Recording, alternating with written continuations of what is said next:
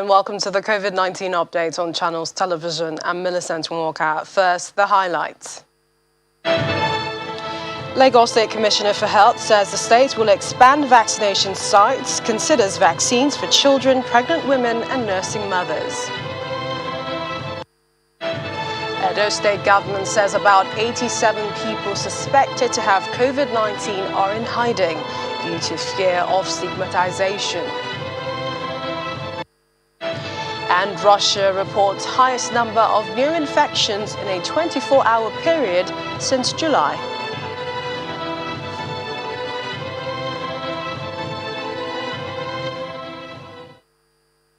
And Lagos still has the highest number of confirmed cases on admission with COVID-19, followed by the FCT and Edo State. While 377 new cases were reported across 15 states of the Federation and the Federal Capital Territory. Last night, the center adds that 5 states, Nasarawa, Ogun, Osun and Sokoto, reported no single case on Wednesday.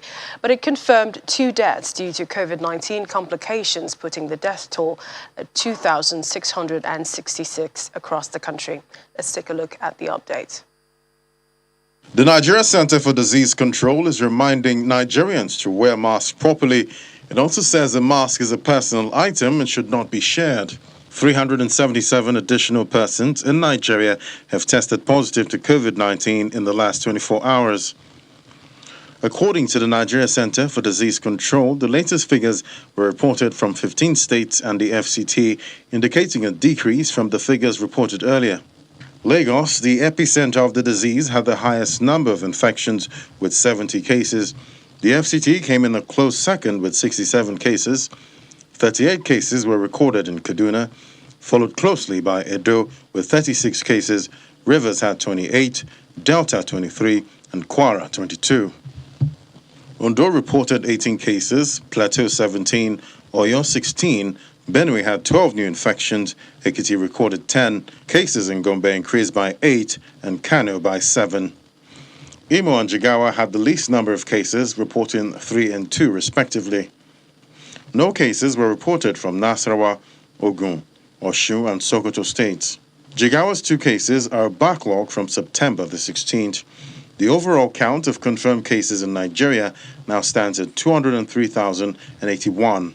231 recoveries in the last 24 hours have increased the total number of discharged people to 191,601. And 2 additional deaths from COVID-19 complications were reported in the last 24 hours, raising the fatality toll to 2,666. Currently, there are more than 8,800 active cases in Nigeria and over 2.9 million samples tested so far. In Africa, there are more than 8.1 million confirmed cases and over 207,000 deaths recorded across countries on the continent. The global confirmed case count is now beyond 230 million worldwide, and deaths are more than 4.7 million.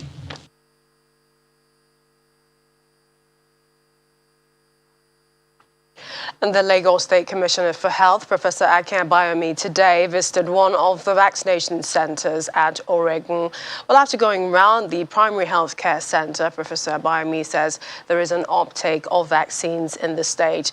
The commissioner also hinted that government is considering vaccinating pregnant women, nursing mothers and children below 18 to ensure that no one is left behind. Morning, everybody. So that's the Commissioner for Health Lagos. The Deputy Incident Commander of Lagos, Professor Akin Abayomi, who's also the State Commissioner for Health, is visiting Oregun Primary Healthcare Center to inspect the ongoing vaccination and other activities at the hospital.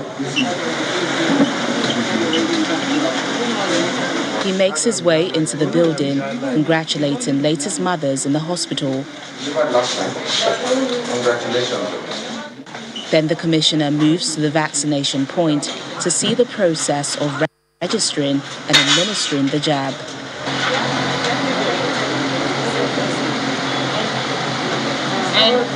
He says the hesitancy rate has reduced and more people now present themselves for the jab. We are learning all the time and we are able to curtail any sharp practices. There is a keen interest in taking vaccines in Lagos. Because we're the constant epicenter of the disease, I think the awareness is high and people are keen to get the vaccine. For the medical officer in charge of Onigbongbo Local Government Council Development Area, the vaccination is not in any way affected clinical activities.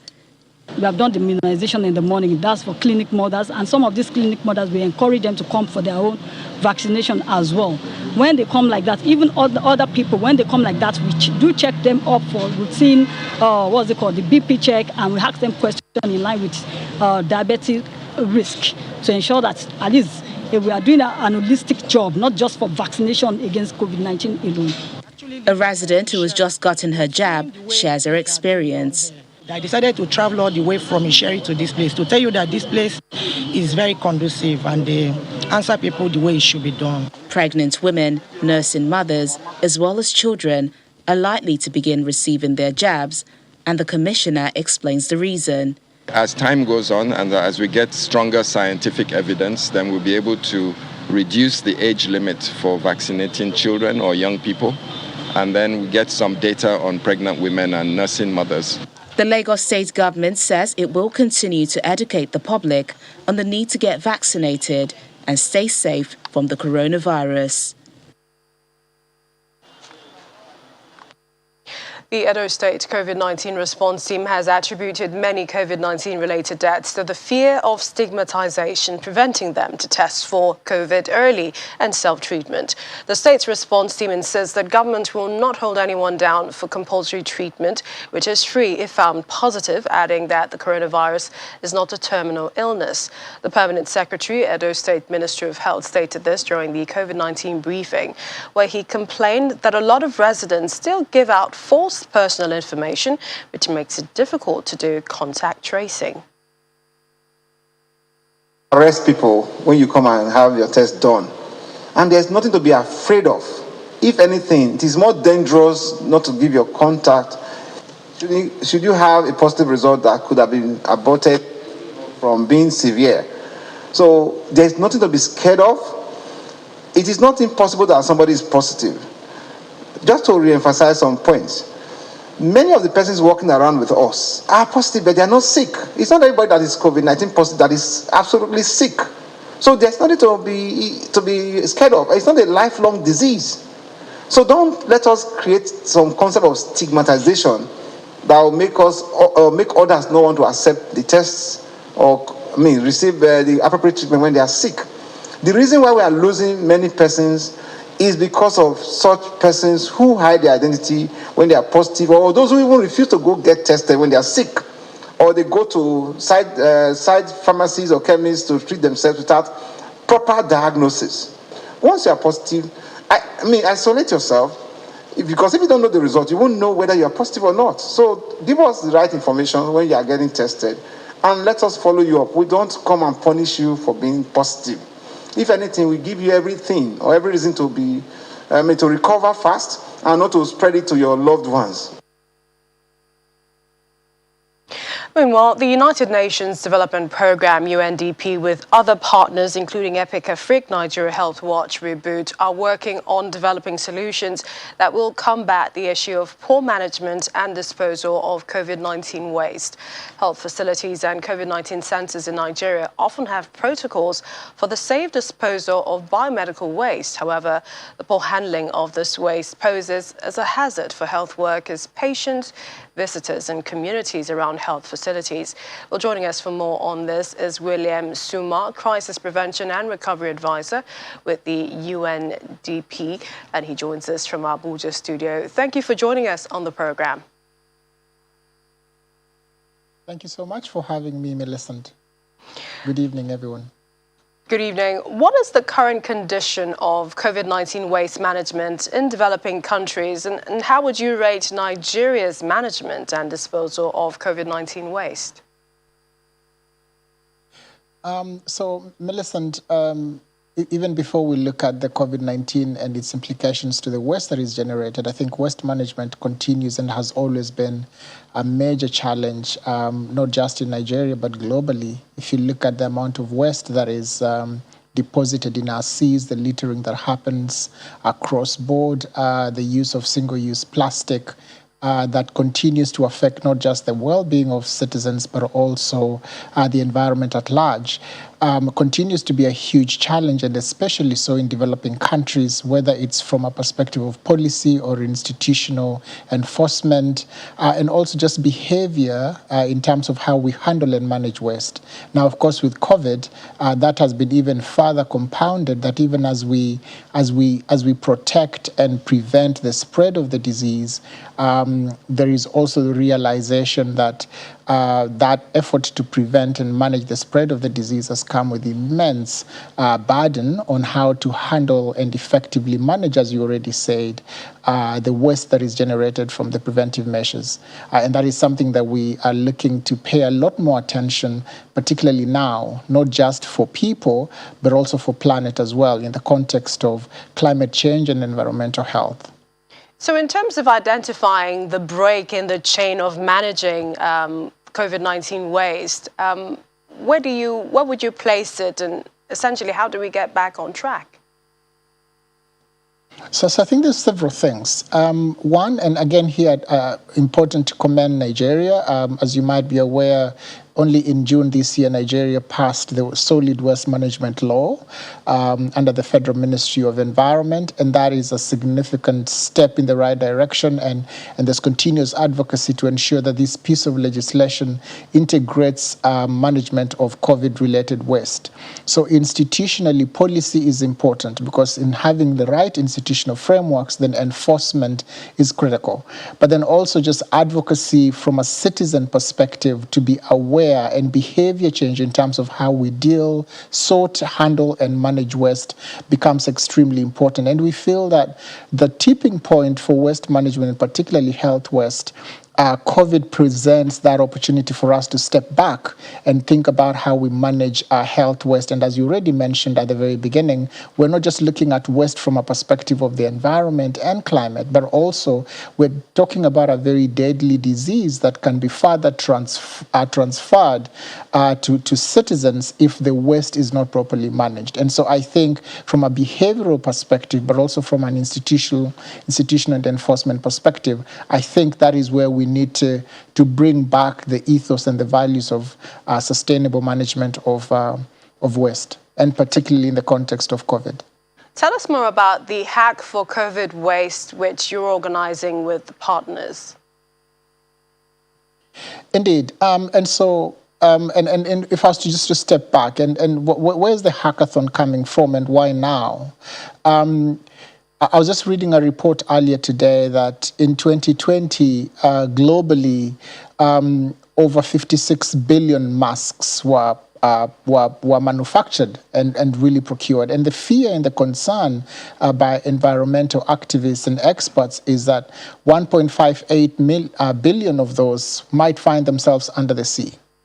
And that is staggering, that is scary. So while COVID has been hugely devastating, Millicent, truth of the matter is that it has also provided an opportunity for all of us to step back and perhaps start rethinking, reimagining new ways of how to live.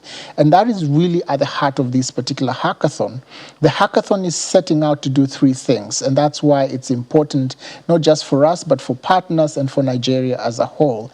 It's allowing us an opportunity to first of all, reduce the gap between problems and solutions, and really sitting back and reflecting a little bit on new and innovative ways of addressing what we think is a frontier development challenge of our times, which is waste management. And how do we do this? We do this by providing an opportunity for problem solvers, who are the people with the solutions, and the problem holders to come together. So the hackathon is a call out for solutions. And secondly, it's an opportunity for us to connect the health system, policymakers, with innovators, entrepreneurs, startups, technology enthusiasts, and come together from an ecosystem perspective to surface local solutions to the problem of waste management. We strongly believe, and COVID taught us one thing, that with restrictions in movement, that we need to start looking for solutions within, and we strongly believe that the solutions for addressing COVID-related challenges, including waste management, lie within Nigeria area. And so the call that is out in the hackathon is to provide us with an opportunity to surface some of those groundbreaking solutions on how to address the issue of waste management. And this is an opportunity, again, just to emphasize the importance of that in terms of bringing to the table lasting solutions to the COVID-19 waste management issue. Indeed, and we look forward to the results of the hack for COVID waste. We'd like to thank you. We appreciate your time on the program. William Suma is a crisis prevention and recovery advisor with the United Nations Development Program, UNDP. Thank you for joining us. Thank you, Melissa, and thank you for having me. Good evening. Still to come on the program, China's Sinovac Biotech begins trials in children and adolescents in Pretoria today. Please stay with us.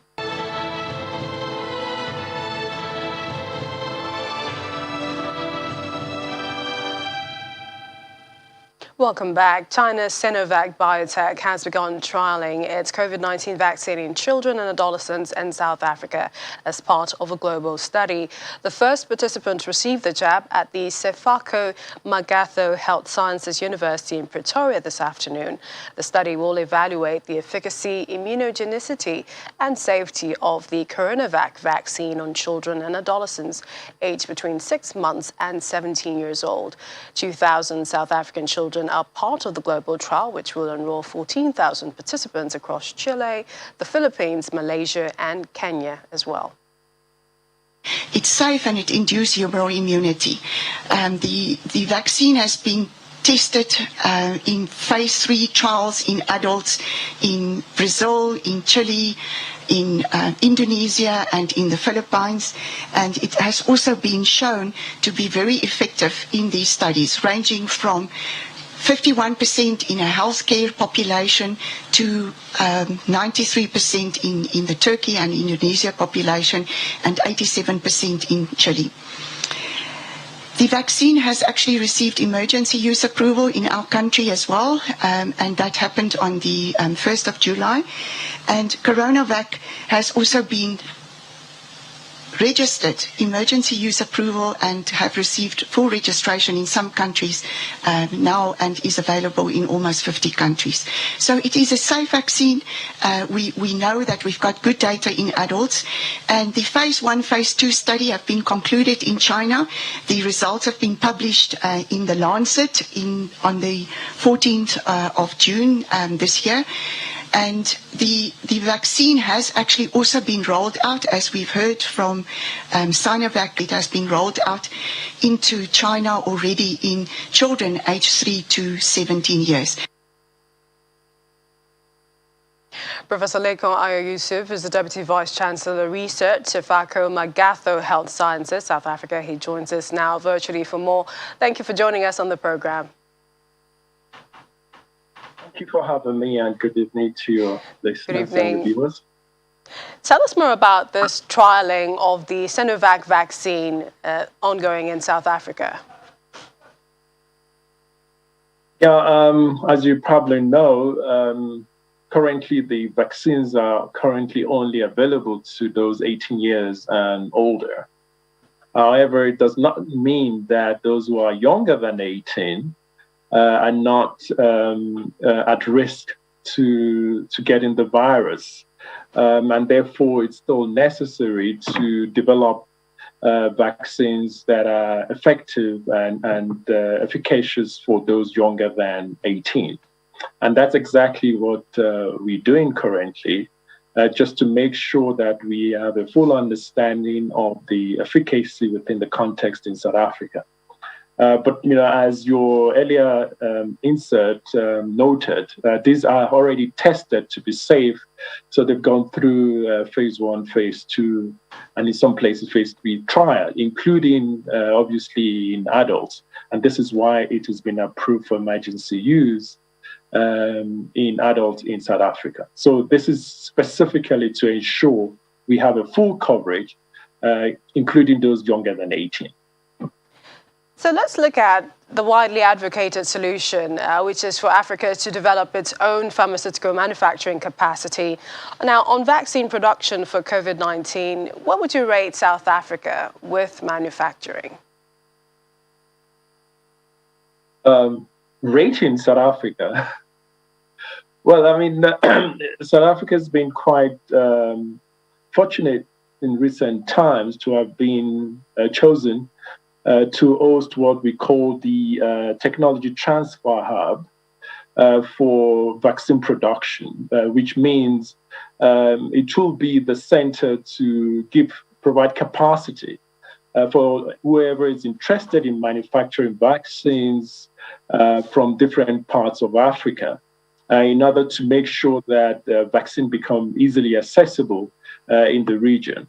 So it is a consortium of university and main partner being BioVac that have been, investing in this type of technology, and particularly brings the mRNA technology for vaccine production to the continent directly.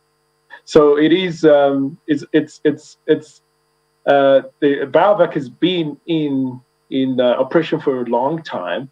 So the capacity was easier to build on the infrastructure in South Africa. But importantly is that this is actually made available to anyone who wishes to go into this venture and invest in the manufacture of COVID vaccine.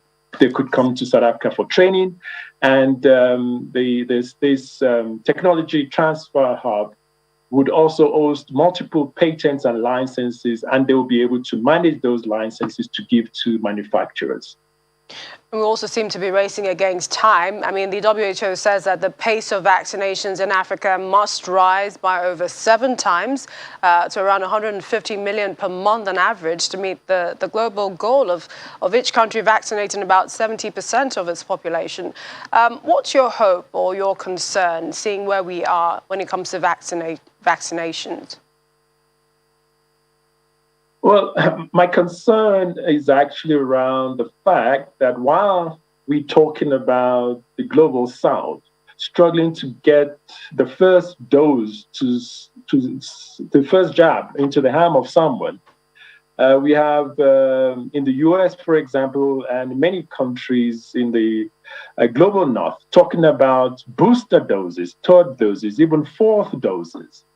And that's my concern, to the extent that the current manufacturing infrastructure and capacity around the world are essentially then going to be producing even more to those who already have 2 doses. So the likelihood that this will eventually get to Africa becomes very slim.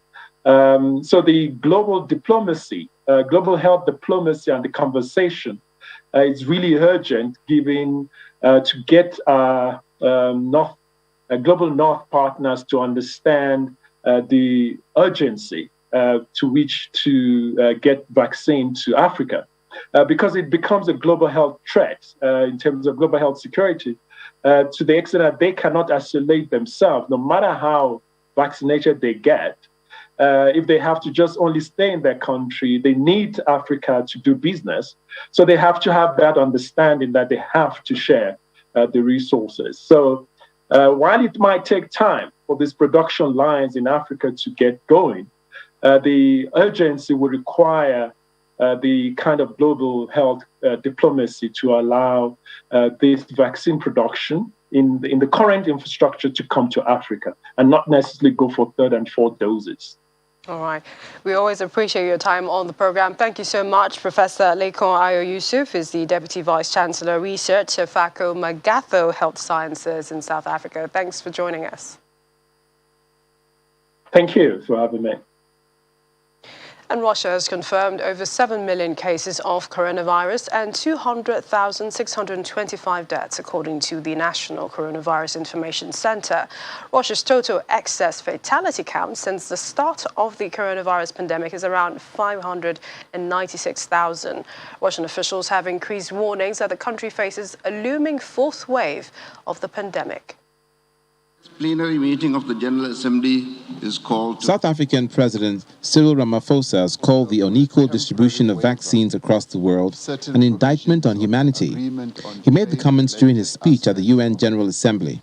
It is an indictment on humanity that more than 82% of the world's vaccine doses have been acquired by wealthy countries, while less than 1% has gone to low-income countries.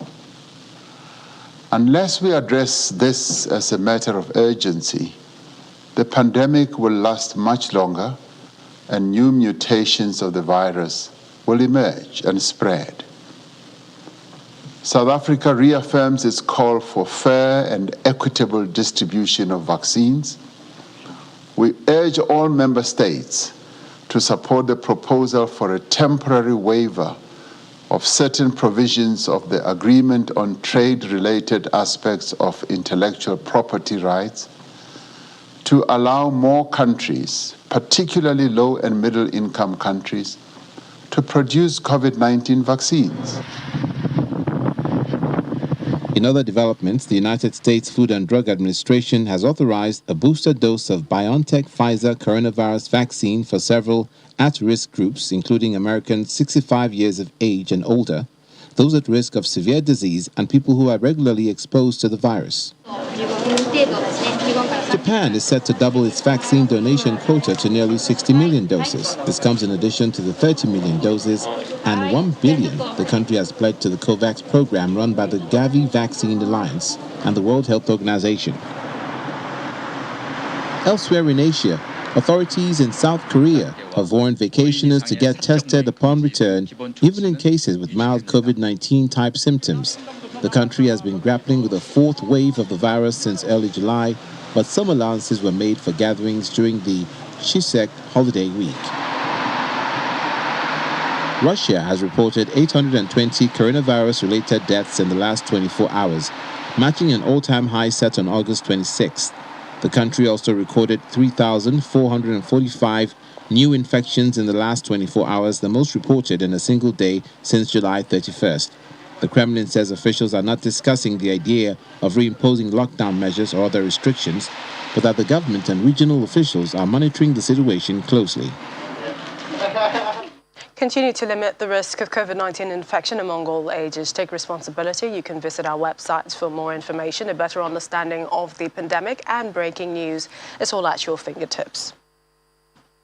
Thank you for watching. I'm Millicent Walker. Stay safe.